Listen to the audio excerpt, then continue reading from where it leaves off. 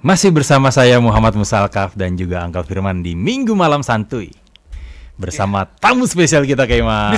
Mr. X sudah hadir di tamu studio. Tamu spesial yang tadi kita gibahkan, tapi gibahnya dalam hal yang baik-baik. Betul. Namanya... Parah Mas, parah Kaiman tadi. Ya Allah, nggak nyangka diomongannya besegitunya. Di luar denger kok. Tamu kita Mas Adit Prayoga. Prayoga kan? Apa kabar Mas Adit? Alhamdulillah sehat. Ini kamu yang saya bilang, ini orang paling tajir melintir. Karena punya bisnis nggak pengen untung. Betul, nggak mau dibayar. Nyari rugi. Bikin rumah sakit. Rumah makan. Bikin rumah makan namanya rumah makan gratis. Iya, benar. Kalau deket sih saya datang terus. Masya Allah. Sehat Kang Adit? Alhamdulillah. Sunda kan Kang? Kelahiran Palembang. Oh Palembang, wong kita galau. Wong kita galau. Wong kita galau. Masya Allah. Jadi Wana Nawat Kang Adit nih jadi pembicaraan akhir-akhir ini semakin santer Kaiman.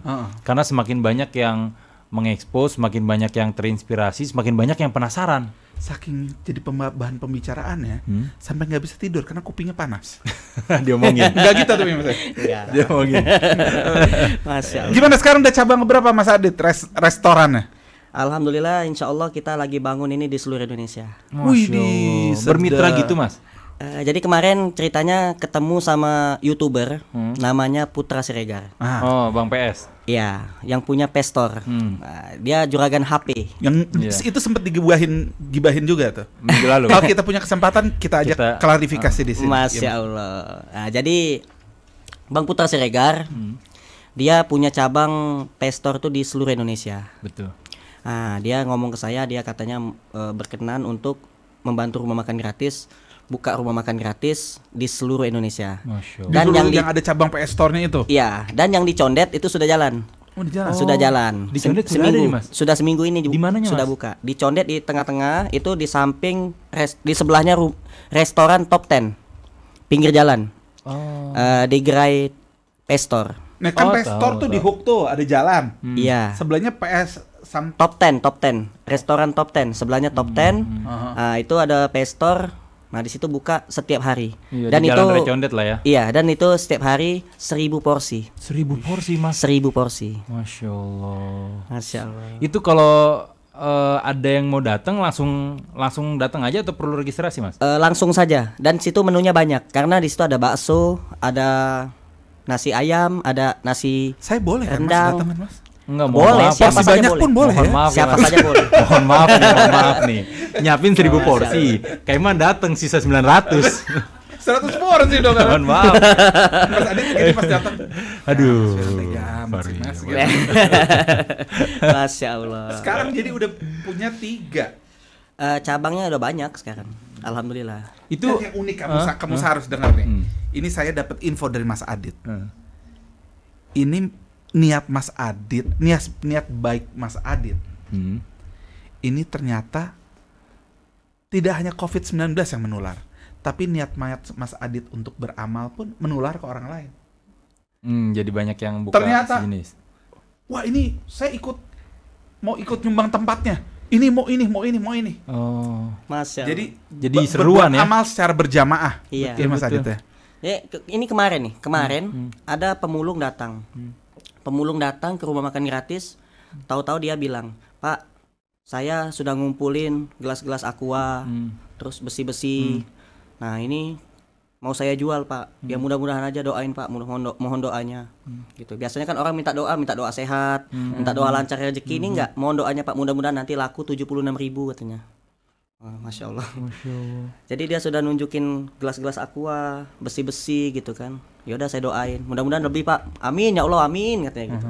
Jadi rencana keuntungannya tuh untuk disumbangkan gitu ya. Jadi ceritanya gini. Begitu dia menuju ke tempat agen rongsokan gitu. Tahu-tahu dia nemu duit. Nemu duit di jalan. Nemu duit, ada duit orang 100.000 jatuh, dia teriak-teriak, "Pak, uangnya jatuh, Pak." Motornya ngebut aja, jalan aja terus. Setelah itu dia ambil uang itu, dia lanjutin perjalanan ke agen rongsokan. Setelah ke agen rongsokan, orangnya nggak ada, adanya istrinya. Berkata istrinya, ini total semuanya 80.000. Yang diharapkan 76.000, dapatnya 80.000. Ditambah lagi nemu duit 100.000, jadi 180.000. Allahu Akbar. Jadi Mas Adit juga bisa punya jasa doain orang. Mas. Oh, enggak. Gitu, Bukan. Firman. Masya Allah. Ini jadi yang menariknya itu begitu dia sudah dapat duit dari tempat agen, dia langsung ke rumah makan gratis, nemuin saya. Pak Adit, doanya terkabul Pak, katanya gitu. Maksudnya gimana nih Pak? Tadi besi-besi yang sama gelas-gelas rongsok yang saya bawa, saya tunjukin Pak Adit, itu kan saya minta doain. Ya, supaya laku 76.000. Supaya laku, mudah-mudahan laku 76.000 gitu. Jangan sampai di bawah itu. Iya, Ternyata di jalan dia nemu duit 100.000. Iya, jadi 180.000. Dan yang suaminya nggak ada, dibeli 80.000 oleh istrinya. Jadi dapatnya 180.000. Itu disumbangin ke rumah makan gratis semua. Masya Allah. Karena dia sudah niat katanya gitu. Begitu saya mau terima, saya nih mikir, Pak, Bapak ini kan bukan orang kaya. Betul. Bapak ini pemulung. Betul. Iya Pak Adit, ini sudah saya niatin. Hari ini semua rezeki saya di hari Jumat penuh berkah ini katanya gitu. Mau saya sumbangin semua, sedekahin katanya. Ya Allah. Jadi Pemulung nyumbang duit 180.000. Dan ceritanya itu dia itu hanya dapat besi, gelas-gelas aqua, minta doa ke saya, mudah-mudahan laku 76.000. Masya Allah. Ketika di perjalanan dia nemu duit 100.000. Begitu dijual lakunya 80.000. Jadi 180.000. Yang tadinya dia niatnya sedekah, mudah-mudahan harapan dapat 76.000. Dan dia itu pemulung. Bisa sedekah 180.000. Pemulung. Kita mau sedekah aja Allah tambahin nih rezeki kita. Apalagi kita mau niat baik. Masya Allah. Gitu. Merinding. Mas, Masya Allah. ceritain dong awalnya nih gimana sih Mas? Ada kepikiran buka rumah makan gratis. Kalau nggak salah tadi Kaiman sempat preview. Ini dalam keadaan waktu itu sedang dalam keadaan yang juga tidak terlalu baik ya Mas ya? Iya, jadi waktu itu saya diuji dengan kesulitan ekonomi. Bahkan mau nikah saja saya nggak punya uang sama sekali pada waktu itu. Oh, buka ini masih bujangan Mas? Belum, sudah menikah pada waktu itu. Jadi sebelum saya buka rumah makan gratis, saya belum pernah cerita tentang kisah saya waktu saya pas mau menikah. Jadi saya pas mau menikah itu nggak punya uang sama sekali. Bapak saya sakit, matanya buta. Jadi setiap hari saya urus bapak sambil berjualan murotal di pinggir masjid, sama jualan kadang teh tarik gitu. Pendapatan saya pas-pasan hanya untuk bayar kontrakan sama makan. Sedangkan bapak saya terus menyuruh saya untuk menikah pada waktu itu. Suatu ketika saya cari istri itu susah. Saya udah ngajuin proposal kemana-mana biar saya diterima, ya biar saya ada yang mau menerima saya apa adanya jadi istri saya. Nggak ada yang mau. Karena dilihat dari fisik saya kurus, hitam, miskin. Ganteng Mas ah. Masya Allah. Ya sekarang aja ada rada gemuk sedikit. Kalau dulu saya kurus banget, 47 kilo timbangan saya dulu. Tuh dikaliin 2 aja masih kalah berat mas saya. Iya, kalau kali 3 biasa. Bukan rahasia juga tuh. Jadi ceritanya waktu itu pas mau nikah, gitu. Saya suatu ketika saya tuh kerja bangunan. Saya pernah jadi kuli bangunan. Tanpa pengalaman, saya beranikan diri untuk jadi kuli bangunan waktu itu. Akhirnya begitu saya diterima jadi kerja bangunan, saya nggak punya pengalaman. Jadi saya bingung ngerjain apa ini gitu. Akhirnya disuruh mandor ngangkat semen. Nah begitu saya ngangkat semen, tiba-tiba saya jatuh. Disuruh ngangkat 2 sak, saya jatuh. Terus semen itu menimpa perut saya. Akhirnya saya sakit, turun bro. Nah, saya turun bro, jadi usus saya ini turun ke bawah. Apa namanya itu? Hernia ya. Nah, akhirnya dibawa ke tukang urut. Begitu dibawa ke tukang urut, tambah sakit, tambah bengkak. Malamnya tuh bengkak. Akhirnya sama bude saya dibawa ke dokter. Begitu dibawa ke dokter, kata dokternya, Pak ini harus dioperasi. Kalau tidak dioperasi, nanti kelaminnya nggak hidup nih. Ya Allah. Terus nggak bisa punya anak.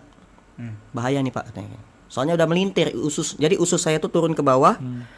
Terus begitu diurut, gara-gara diurut jadi melintir. Iya, jadi tambah parah. Melilit jadi. Iya. Nah gitu. Akhirnya saya bingung waktu itu. Saya nggak punya duit sama sekali. Saya terima aja lah dok. Kenyataan ini, takdir ini sudah saya anggap sudah takdir aja udah. Gitu. Kalaupun Allah matikan saya malam ini atau besok, saya ikhlas. Saya bilang gitu. Karena saya nggak punya uang sama sekali buat biaya operasi. Akhirnya saya cuma dikasih obat untuk menghilangkan nyeri. Setelah saya pulang ke rumah, nggak saya ceritakan ke ayah saya nggak, karena ayah saya kondisinya sedang sakit.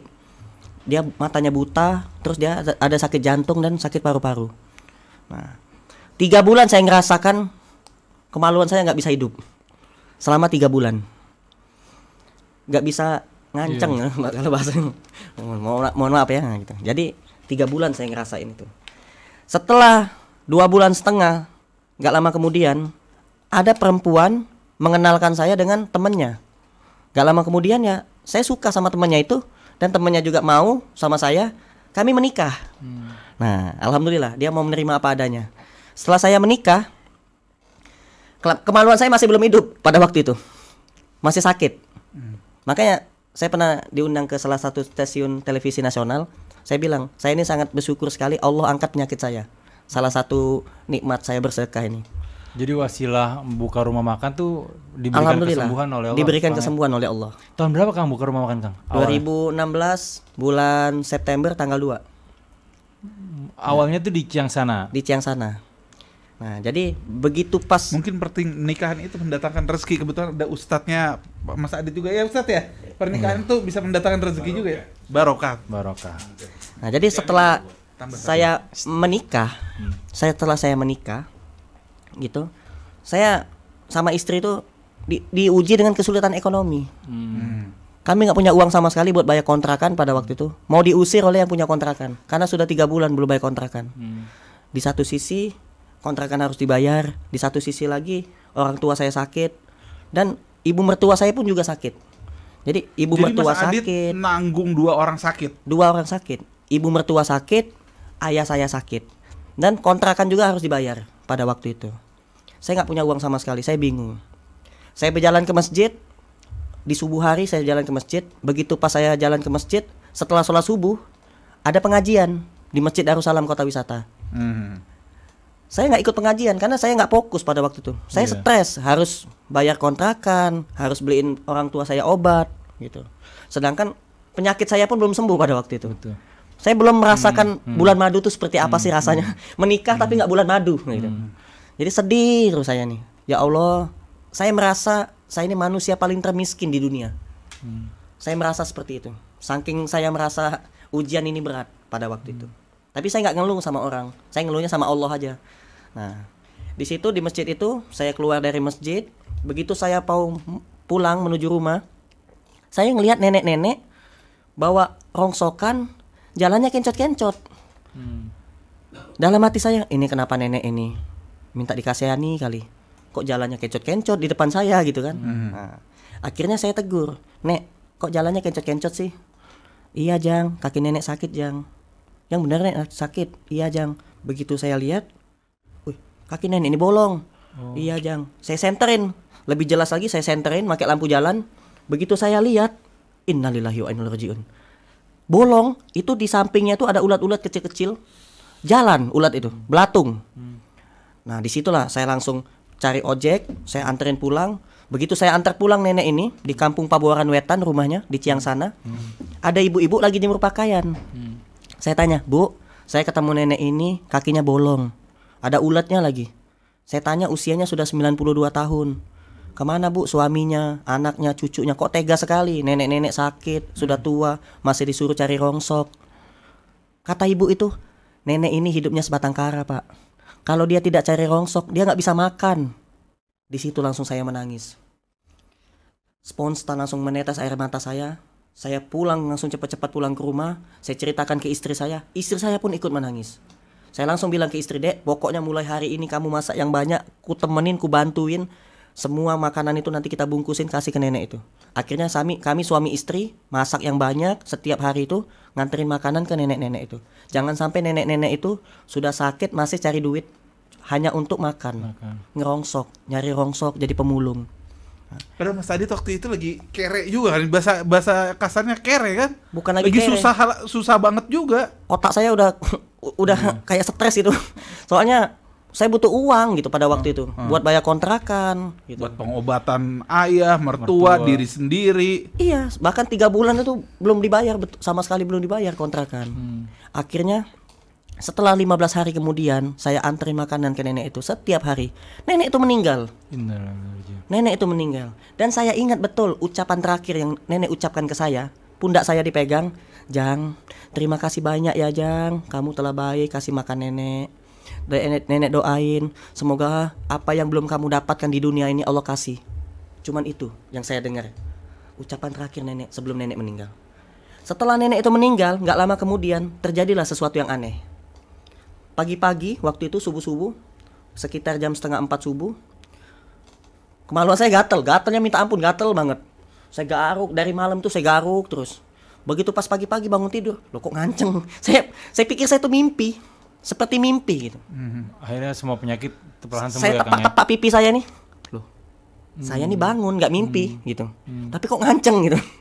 Nah, akhirnya saya ke kamar mandi, saya lihat, wah, masa Allah, itu sebuah kabar gembira yang Allah kasih pertama kali. Itu yang saya rasakan pertama kali. Akhirnya sembuh. Itu jaraknya Sembuh, berapa lama sembuh tuh? total. Mas Adit, dari yang pas nenek itu meninggal ada perbaikan 15 hari. 15 hari. 2 minggu. Jadi 2 minggu saya kasih makan nenek itu meninggal, ya. Gak lama kemudian sekitar 3 harian itu terjadilah Kesehatan, keajaiban. Alhamdulillah, Mas Adit. Penyakit saya sembuh. Itu masih tapi masih bikinin makanan buat orang apa enggak?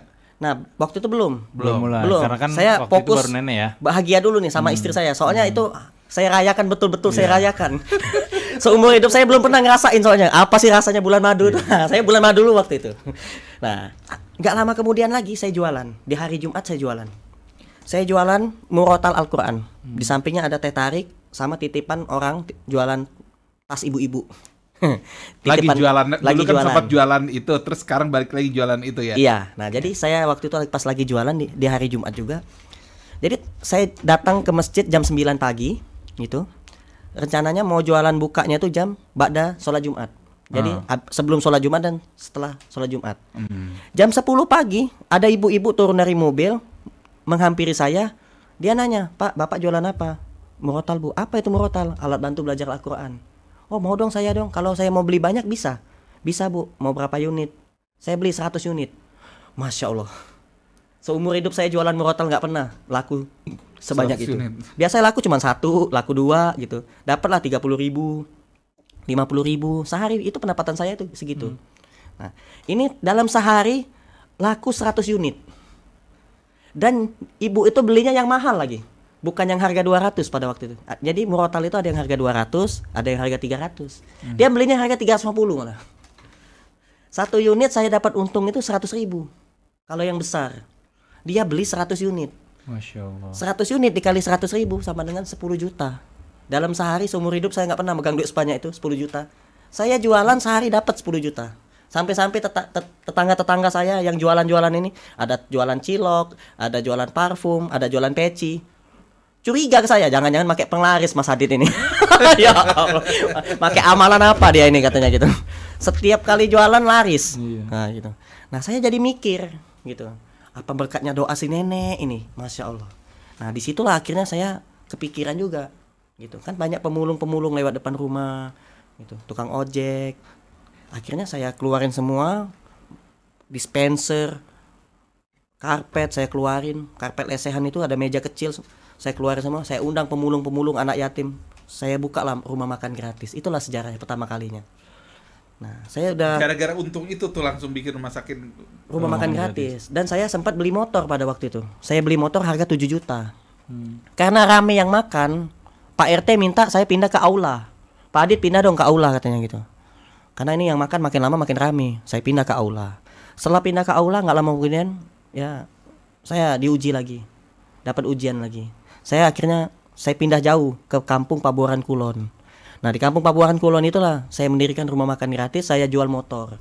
Motor satu-satunya kesayangan saya jual. Gitu. Motor belum lama saya beli itu padahal.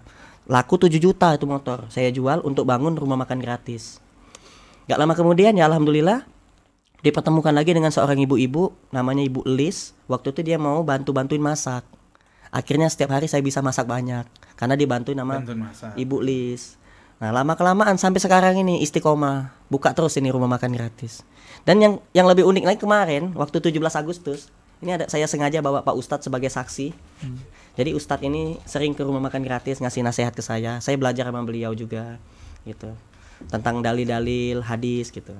Nah, jadi ada nenek-nenek datang jam 5 sore, jalannya sudah bungkuk-bungkuk. Saya tanya, "Nenek usianya berapa?" 82 tahun. "Nenek kok datangnya sore, Nek?" "Iya, nenek jalan kaki dari Cikokol." Masya Allah. Cikokol Tangerang? "Oh, yang bener, Dek, saya nggak percaya," gitu kan, nggak percaya saya. "Iya bener, sumpah," kata nenek itu. Jadi saya langsung merinding ini. Nenek jalan kaki. Iya, nenek jalan kaki katanya gitu. Nek, rumah makan gratis yang di Cilangkap waktu kemarin itu. Rumah makan gratis yang di Cilangkap cabang kedua. Nenek naik kalau dari Cikokol ke Cilangkap ini harus naik tol, Nek. Harus masuk tol, saya bilang gitu. Naik mobil dan perjalanan naik mobil aja bisa 1 jam. Gitu. Ini nenek jalan kaki. Nenek dari jam 11 jalan kaki sampai rumah makan gratis jam 5 sore. Saya langsung mikir, apa ini malaikat? Aduh, nenek mau makan, ya udah, saya ambilin makanan yang enak-enak, daging saya kasih ke nenek itu, dan makannya lahap banget, habis, sepiring penuh itu habis. Wah, masya Allah, kelaparan nenek ini. Saya bilang ke Bu Nayaka, sini Bu, tolong Ibu lihat di dapur, ada apa? Ada minyak, ada beras, ada bawang-bawang, ada apa? Tolong dibungkusin Bu, kasih nenek ini. Gak lama kemudian datang Bu Nayaka. Pak Hadid, mohon maaf, udah nggak ada apa-apa Pak di dapur. Beras nggak ada, habis berasnya. Minyak habis, nggak ada. Coba Bu, tolong cari lagi Bu di laci-laci apa. Adanya Indomie. Ya udah nggak apa-apa Indomie. Dihitung ada berapa? Ada 20 bungkus. Ya udah bungkusin 10. Buat nenek ini 1, yang nenek satunya lagi 1. Jadi 10. Iya, yang satu yang bantuin dia. Nenek-nenek juga. Nah, akhirnya saya kasihlah nenek itu 10 bungkus Indomie. Setelah saya kasih Indomie 10 bungkus, dia langsung ngangkat tangan tinggi-tinggi, dia teriak, "Ya Allah, tambahkanlah lebih banyak lagi ya Allah Indomie ini ya Allah." Cuman gitu doang doanya. Setelah itu dia pulang. Nah, waktu itu saya ada janji sama teman saya, jadi saya nggak bisa antar dia, nenek ini. Akhirnya saya anggap itu sudah gitu. Nah, pas besok pagi-pagi jam 8 pagi, saya dapat pesan WA dari namanya Bapak Gunawan. Bapak Gunawan nge-WA saya, "Mas Adit, kalau misalkan ada non muslim mau nyumbang boleh nggak?" "Wih, boleh Pak, siapa aja boleh makan, siapa aja boleh nyumbang," saya bilang gitu. Tapi dia nanya, Mas, dia mau nyumbangnya, nanya ada gudang nggak katanya. "Gudang ada Pak," saya bilang gitu. Ya udah, jam 10 pagi datang mobil kontainer. Tit, mundur. Pak, mau kemana nih Pak? Mau ke rumah makan gratis Pak, katanya gitu. Iya, Bapak mau ngapain ke rumah makan gratis? Mau nganterin ini Pak. Apa itu? Indomie, sekontainer. Dan saya pikir cuma 1 kontainer doang. Kata supirnya gini, "Pak, masih ada 2 kontainer lagi Pak, tapi susah parkirnya Pak," katanya gitu. Jadi 3 kontainer. Kontainer sebesar itu, ya Allah, ini Indomie mau diturunin ke sini semua Pak. Jadi penuh rumah makan gratis yang di Cilangkap, Jakarta Timur, penuh Indomie. 1000 dus. Masya Allah. Itulah. Itu membuat saya makin yakin lagi bahwa Allah itu Maha Pengasih, Maha Penyayang, gitu. Maha Pemberi rezeki. Jadi sedekah itu adalah amalan yang dicintai oleh Allah. Jadi jangan pernah takut rugi, jangan pernah takut miskin. Saya ngasih nenek-nenek itu cuma hitung-hitungan deh, maksudnya pokoknya sedekah tuh was aja ya, pasti balasan Allah lebih dari itu kok. Betul. Jadi demi Allah, nih yang kebetulan rumah makan gratis yang di Cilangkap ini dari orang Rasil juga. Saya sebutin boleh gak namanya? Boleh saja ya. Boleh. Jadi ada orang yang berkenan, silakan. Baik sekali ya, namanya Pak Ibrahim. Kita doakan bersama-sama. Pak Ibrahim Tholib ini baik sekali. Ya saya belum lama lah kenal. Jadi saya kenal beliau itu waktu itu ngajak ketemu, katanya, "Mas Adit, ini ada rumah di Cilangkap nih, Jakarta Timur. Biar bermanfaat dipakai apel, dibikin rumah makan gratis kali ya." Rumahnya besar banget Pak, saya bilang gitu. "Bagus banget ini Pak, nggak cuma rumah makan gratis saja, kita buka juga rumah tahfiz Quran," saya bilang gitu. Jadi akhirnya ya alhamdulillah dikasihlah tempat ini gratis Pak, gratis Mas Adi, pakai aja, nggak bayar. Allahu Akbar. Cita-cita saya terkabul. Saya tuh pengen punya rumah tahfiz pinggir jalan besar gitu kan. Tapi udah kenal Pak Ibrahim sebelumnya? Belum, kenalnya di Radio Rasil, Radio Silaturahim ini. Waktu itu saya pernah ngisi acara di Radio Silaturahim. Dia dengerin kan. Akhirnya dia tahu nomor handphone dari radio. Dia nelpon saya, dia ngasih tempat, alhamdulillah. Dan tempatnya sekarang jadi berkah banget. Gitu. Nah, itulah didatangin nenek-nenek. Saya kasih nenek itu cuma 10 bungkus Indomie. Didoain lebih banyak lagi, diganti oleh Allah 1000 dus. Luar biasa. Bukan 1000 bungkus tapi 1000 dus. Kontan itu ya. Kontan. Itu perkaliannya udah bukan 700 sore jam 5 sore saya kasih. Pagi-pagi jam 10 kontainer datang, 3 kontainer. Belum 24 jam itu. Jadi 17 Agustus saya nggak ikut lomba, nggak ikut ngapa-ngapain. Saya sibuk ngebagi-bagiin Indomie. Sampai hari ini pun masih banyak Indomie di rumah saya. Setiap hari saya sampai sama Pak Ustadz, sama istri saya keliling-keliling sejabodetabek. Nah kemarin dan tadi siang ada mahasiswa dari UIN, Syarif Hidayatullah datang rombongan. "Pak, kami mau bantuin Bapak Pak, kita memang tim khusus Baksos dari UIN Syarif Hidayatullah. Oh ya, mau bantuin apa? Katanya Bapak banyak Indomie. Woi, boleh. Nah, akhirnya kita bikinin paket, kita bagi-bagikan ke daerah Tangerang. Memang saya banyak sekali dari netizen juga kan, Pak, ini ibu saya Pak, tolong dibantu Pak, saya ini anak yatim. Waduh.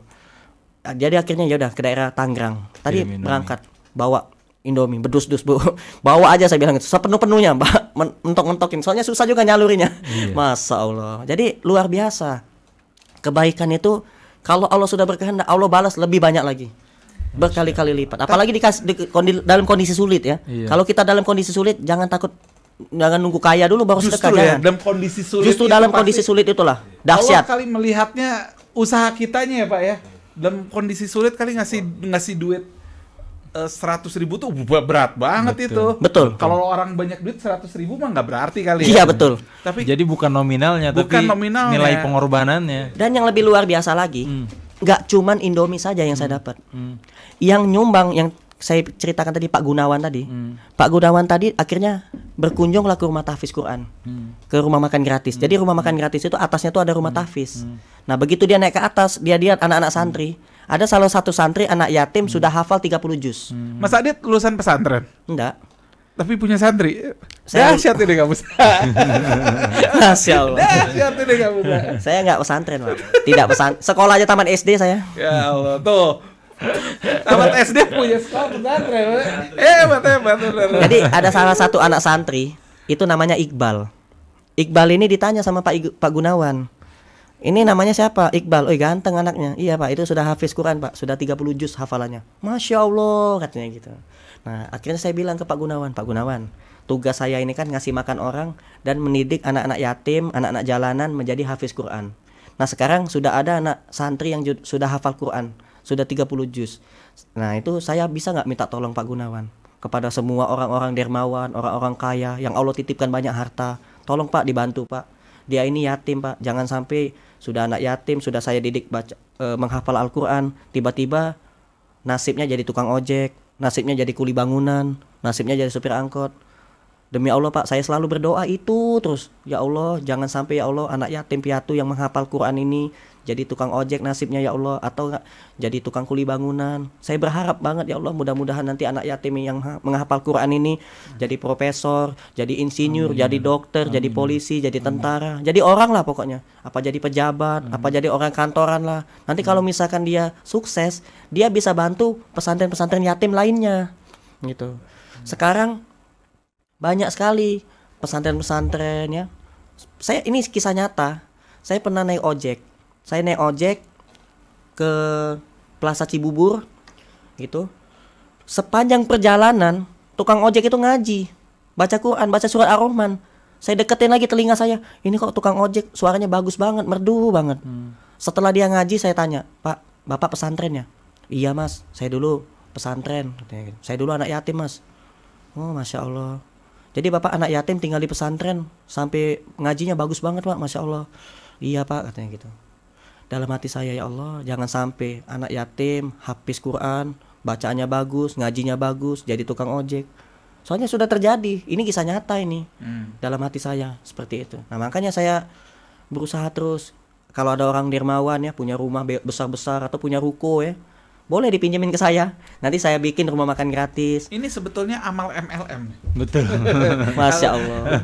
Mas Adit bikin rencana ngasih makan orang makan gratis yang nggak mampu. Siapapun ya, bukan orang yang nggak mampu aja ya. Siapa saja. Cuma kalau mampu makan gratis juga keterlaluan aja itu sih ya. Nggak, orang mampu boleh makan gratis. Kemudian setelahnya bantu juga. Iya Mas Adit. Jadi lanjut cerita yang tadi. Lanjut ini. Iya. Jadi lanjut cerita yang tadi. Jadi akhirnya Pak Gunawan bilang, "Iqbal, kamu cita-citanya apa?" "Saya cita-citanya satu jadi hafiz Quran. Yang kedua saya pengen ke Mesir Pak. Saya pengen kuliah Pak," katanya gitu. "Saya pengen jadi ustadz," katanya, kayak Ustadz Abdul Somad. Masya Allah. Cita-cita kamu bagus sekali. Ya udah kamu berangkat aja ke Mesir. Tapi nggak punya biaya Pak. Semua biayanya saya yang bayar. Saya yang tanggung. Saya langsung Allahu Akbar. Nggak cuma Indomie yang dapat hari ini. Cuma anak santri namanya Iqbal itu dapat rezeki juga nih, masya Allah. Itu luar biasa, jadi senang sekali saya nih, masya Allah. Jadi buat teman-teman semua ya, kalau mau beramal soleh, kalau mau sedekah, jangan nunggu kaya dulu, mumpung lagi miskin ini, banyak-banyaklah sedekah, banyak-banyak amal. Iya, jadi bisa Allah lebih banyak lagi, karena Allah lipat gandakan pasti. Demi Allah, saya kisah nyata nih, saya demi Allah, saya sekarang punya mobil, saya jujur nih, saya sekarang punya mobil. Ini cerita nyata nih. Jadi dulu waktu saya dapat umroh gratis, saya pikir yang umrohin saya itu orang kaya. Ternyata setelah saya ngumrohin Mas Adit ya? Pernah. Jadi tahun 2019 itu saya dapat umroh gratis, dan itu tak disangka-sangka. Sempat sebelumnya saya punya keinginan. Saya bilang ke istri saya pada bulan Ramadan waktu itu, sayang, nanti kita nabung yuk. Kita nabung. Buat apa, Kak? Buat umroh. Pengen banget nih umroh gitu. Ngelihat di TV ada Ka'bah, pengen banget sujud di situ gitu. Amin, Kak, mudah-mudahan Allah mudahkan. 3 hari kemudian ada orang ngirim duit banyak, 30 juta. Untuk apa, Bu? Saya tanya gitu. Untuk umroh, Mas. Umroh itu, saya nggak tahu umroh. Kok untuk umroh? Saya bilang itu kan, untuk saya umroh. Iya, katanya gitu. Ya Allah. Akhirnya saya berangkat umroh. Dikasih alamat rumahnya. Rumahnya dekat Habib Rizik di Mekah. Masya Allah. Saya pikir dia ini orang kaya banget. Apa orang Arab gitu kan? Orang kaya lah gitu kan. Begitu saya datang ke sana, kerjanya TKW, pembantu, nyapu ngepel. Dia cerita ke saya dahsyat juga tuh. Jadi dia waktu itu nonton YouTube. Dia nonton YouTube, ada rumah makan gratis. Dia tonton sampai nangis dia. Dan dia berazam, ya Allah, kalau saya dapat bonus, kalau saya dapat rezeki lebih, saya mau kumpulin, saya mau umroh nih orang. Baru niat kayak gitu aja, langsung Allah kabulkan. Gak lama kemudian majikannya hamil. Ketika hamil, majikannya bilang, Mbak, mulai hari ini Mbak kerjanya lembur ya, karena saya lagi hamil. Ketika dia lembur, dia dapat gaji tambahan. Betul. Setelah dapat gaji tambahan, suaminya bilang, kamu kerjanya lembur, tapi kok rajin sekali gitu, bersih, gitu. Bukannya capek, ya kan? Apa sakit-sakitan atau enggak? Akhirnya dikasih bonus lagi, lebih banyak lagi. 2 bulan dia dapat terkumpul uang 30 juta. Langsung dikasihin ke saya 30 juta itu. Saya dapat umroh gratis. Dan itu VIP lagi ternyata umrohnya. Karena deket banget sama Masjidil Haram ininya. Hotelnya. Deket Zamzam hotelnya tuh. Deket banget. Jadi jalan kaki kalau mau turun ke bawah tuh langsung ke Masjidil Haram. Allahu Akbar. Nah, di situ saya berdoa. Ya Allah, istri saya lagi hamil ya Allah. Terima kasih ya Allah. Hamba ini mandul kata dokter. Tapi kata Allah hamba ini bisa punya anak. Nah, itu. Pas mau berangkat umroh, itu istri saya hamil. Itu luar biasa. Padahal saya ini mandul, Pak. Saya kan turun merok dulu. Kata dokter nggak bisa punya anak. Kalau nggak operasi nggak bisa punya anak. Akhirnya istri saya hamil. Kemudian ketemu sama yang pemberi sedekah itu, Mas. Iya, yang umroh ini tuh saya ketemu sama dia. Saya lihat ternyata pembantu. Saya pikir orang kaya. Saya pikir kerjanya nyapu, ngepel, ngurusin anak orang, nyusuin gitu. Begitu pas saya umroh, saya fokus, saya khusyuk banget berdoa itu. Ya Allah, mudah-mudahan nanti pas istri saya mau lahiran, saya bawa istri saya ke dokter pakai mobil sendiri ya Allah, nggak pakai Grab. Karena ini anak pertama, anak kesayangan saya ya Allah. Cuma saya nggak tahu kenapa kok dapat ide doanya seperti itu gitu. Timbul sendiri di pikiran saya gitu. Nah, ternyata nggak main-main. Ada orang Bengkulu nelpon saya, Mas Adit, saya sudah setahun nyari Mas Adit, nggak ketemu. Saya cari nomor HP Mas Adit setahun, nggak ketemu. Gitu. Sekarang baru ketemu katanya gitu. Itu pun ketemunya dari anak saya, gara-gara main Instagram. Dia main Instagram, ada rumah makan gratis viral, di-share oleh Sholawat Official, akhirnya viral. Dia dapat nomor HP saya. Dia ceritakan, waktu setahun yang lalu, dia sedang terkapar di rumah sakit. Dia mengedap sakit kanker sudah stadium 4. Dia terkapar di rumah sakit, nggak bisa ngapa-ngapain. Mulutnya nggak bisa ngomong karena diimpus. Pakai itu impus ya. Nah, cuman telinga sama mata saja yang bisa berfungsi katanya. Mata kebetulan pas waktu itu suaminya buka TV gitu, nggak dimati-matiin. Gitu. Buka Trans 7. Tring di Kobuzer hitam putih ada rumah makan gratis. Nah, lagi live waktu itu. Dia nonton dari awal sampai akhir, sampai selesai dia nangis. Dalam hatinya, ya Allah, kalau seumpama Allah angkat penyakit saya, Allah sembuhkan saya, seluruh uang yang di ATM saya kasihkan ke rumah makan gratis itu, yang Mas Adit itu. Kata ibu ini. Waktu itu uang di ATM-nya ada 50 juta. Setahun nyari saya nggak ketemu. Setelah setahun gitu, uangnya bukan 50 juta, bertambah jadi 120 juta. Oh, jadi yang Dia telepon saya. Dia telepon saya bilang gini, Mas Adit, saya niat baik, Mas. Kalau saya waktu itu berazam, waktu saya lagi di rumah sakit, kalau sumpama Allah angkat penyakit saya, Allah sembuhkan saya, semua uang yang di ATM saya kasih ke Mas Adit. 3 bulan kemudian saya bisa lari, Mas, bisa jogging, saya sembuh, Mas. Padahal kankernya sudah stadium 4. Dan ini kisah nyata demi Allah, real gitu kan. Nah, dia minta nomor rekening saya. Saya bilang, untuk apa, Bu? Untuk rumah makan gratis apa untuk saya pribadi? Untuk pribadi Mas Adit terserah mau diapain uangnya, katanya gitu. Pokoknya saya udah berazam.